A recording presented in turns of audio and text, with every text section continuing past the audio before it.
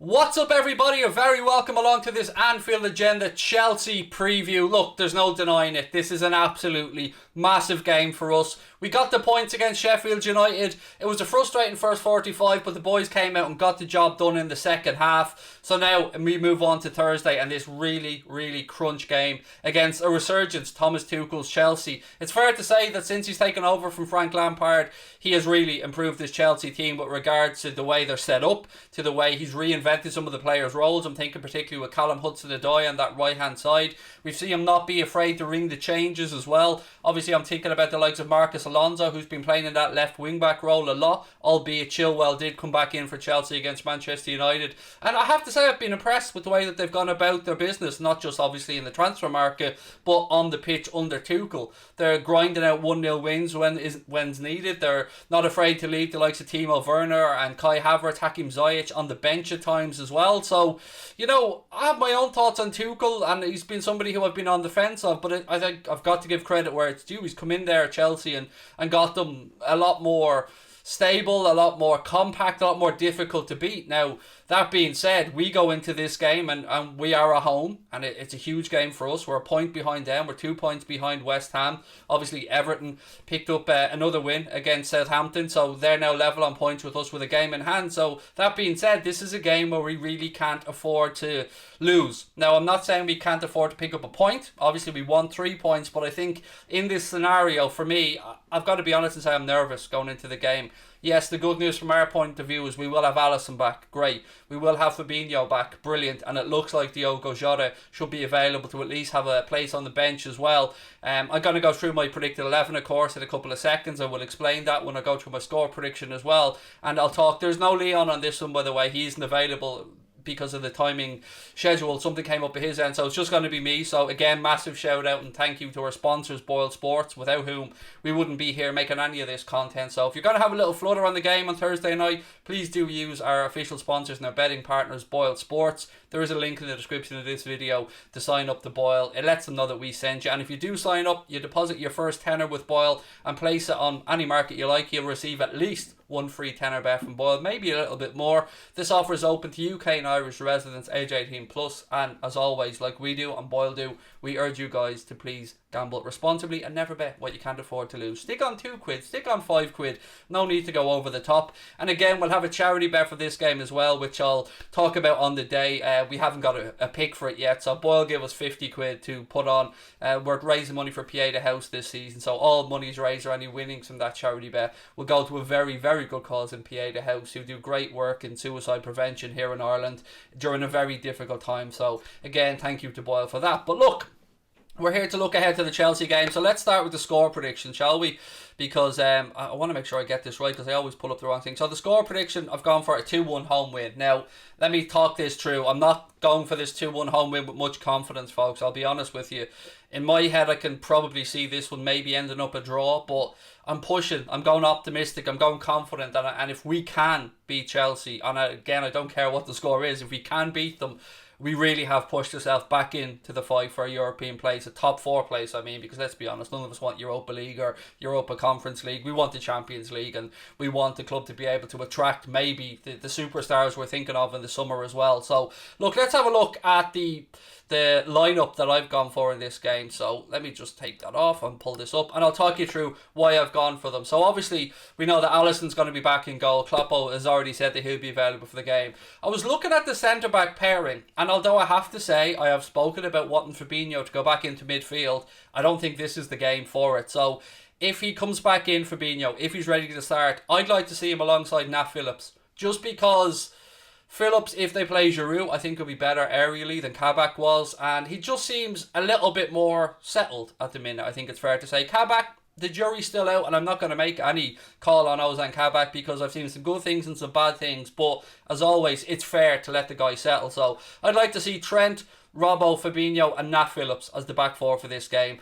Davies still carrying a knock from what we've been told as well. Moving into midfield then, we know El Capitan Jordan Henderson is unavailable. So I've gone a bit bold in my selection here. I'd like to see Thiago, Curtis Jones and Naby Keita. Yes, it probably doesn't offer as much protection as maybe having Gini in there or James Milner, but I want to be a bit bold in this game. I want to go on the front foot a little bit more. So with that in mind, that's why I've gone for that midfield trio. Obviously, we've seen Thiago playing deep. I like to call it the Xavi Alonso Regista style role, which probably isn't his best position. He should probably be a little bit further forward. But Keita, Jones, Thiago, yes, it's a bit attack-minded. Yes, I can understand people wanting somebody in there to try and win that battle against Jorginho and Kovacic. But for me, that's the three I'd like to see. And then Sadio Mane, Roberto Firmino and Mohamed Salah up top. I know people are going to want to see Diogo Jota, and I fully get that as well. But Diogo Jota, for me, won't be ready to start the game. At least I'd be very surprised if he's ready to start the game.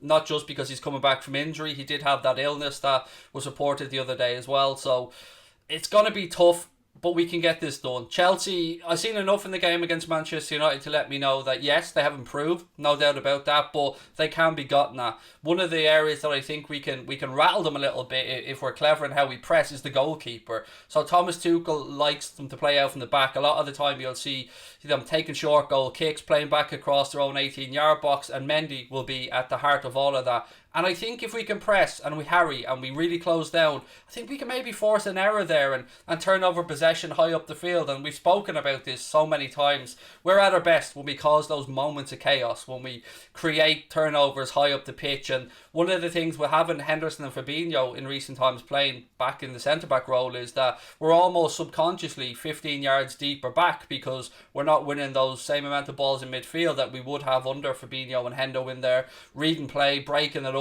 We've had Thiago in there who's been, forcing himself into some sliding tackles and situations that we don't want to see Thiago in. Much rather have a natural number 6 in there in Fabinho or Hendo who reads the play and breaks it up and does everything that looks easy to us but isn't. It's only easy because of their defensively minded mentality and because of how well they both read the game. So I know my predicted 11's a little bit on the attacking foot and I know it's a bit optimistic. I'm probably expecting Gini to be in that midfield, but Curtis Jones for me, ladies and gentlemen, should be undroppable at the minute. I said it again against Sheffield United and I said it the week before. He is just coming on leaps and bounds. And if you're Gareth Southgate, not that, most of us don't really care about the Euros, but if you're Gareth, well, I say most of us, I know a lot of us Liverpool fans, are Liverpool centric.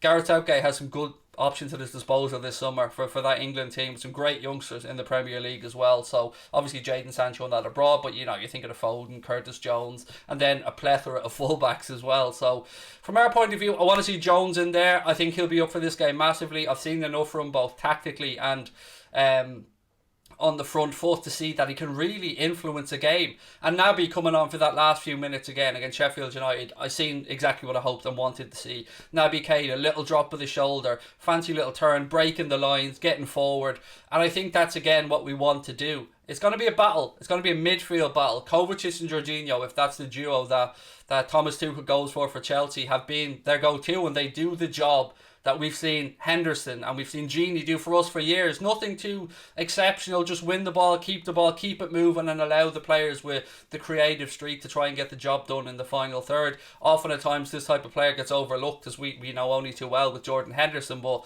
it is a tough game. There's no denying it. They have improved massively since Tuchel has come in. And I'm nervous and I'd love to know what you guys think as well. So please do let me know your thoughts on my predicted 11 or my preferred 11 in this case. Let me know your thoughts from a Chelsea perspective if you're a Chelsea fan as well, of course, and give us your score predictions. You're going to be watching this after I do a late night agenda. This video I think is coming out on, I think we're going to put out on Friday, or excuse me, a Friday, Craig, get a grip, on Wednesday morning, so a day and a half or so before the game. So I hope you guys agree with what I've had to say. If you haven't, of course, I'm always interested to see what your top points are, and let me know who the danger man is for you for Chelsea, because I said it in a podcast I did with Craigo, not me, a different one, that Pulisic is the one that worries me because he has the footwork that I just feel can draw a penalty at times, can just draw that tackle, and that worries me because this could be a game that gets won either way by a single goal or a moment of brilliance or an error, and I don't want it to be us that makes that error. So, you know, he makes me nervous. But look, as always, ladies and gentlemen, thank you so much for watching. I hope you enjoy the content that we put out here on Anfield Agenda. As you can see from the top corner, we are inching towards 80,000 subscribers, and we will be nowhere without your help. So keep supporting the channel. Don't forget to check out the Anfield Agenda podcast on iTunes, on Acast, on Spotify, or wherever it is that you get your podcasts. Jack Gill has put out a new Mundo Sporto podcast as well recently, so hopefully you can add that one to your podcast rotation as well. And don't forget to check out our social media accounts. Anfield Agenda is on TikTok, it's on YouTube, of course, it's on Twitter, it's on Instagram. Just search Anfield Agenda on absolutely any of those and you'll find it. But most importantly, I hope you're all well. I hope that you're all safe. As always, lots of love from my family and all the folks at Anfield Agenda to you guys as well. So take care. Hopefully we're in for a massive game on Thursday. I'll be doing a watch along of it here on the channel as always, with a post-match show coming up as well. I think Jack Gill's going to be doing the team news announcement show for that one as well. So enjoy it, folks, and I will catch up with you soon. Take care, and up the Reds.